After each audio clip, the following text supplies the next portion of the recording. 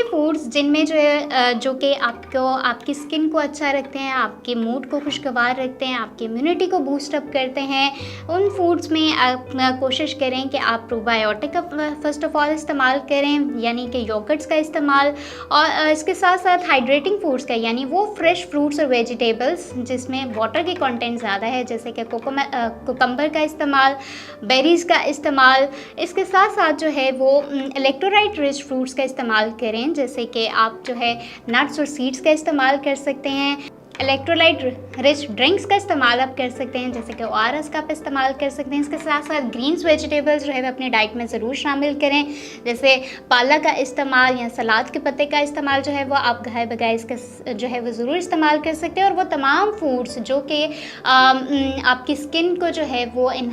Skin की health को enhance करते हैं, उनका ज़रूर इस्तेमाल करें, जिसमें जो है वो तमाम आपके हेल्दी फैट्स आ जाते हैं, आपके प्रोटीन रिच फूड्स आ जाते हैं, आपके फाइबर रिच फूड्स आ जाते हैं, और फाइबर रिच ड्रिंक्स भी आ जाती हैं, जैसे कि चिया सीड्स या इसबगोल हस्क का इस्तेमाल।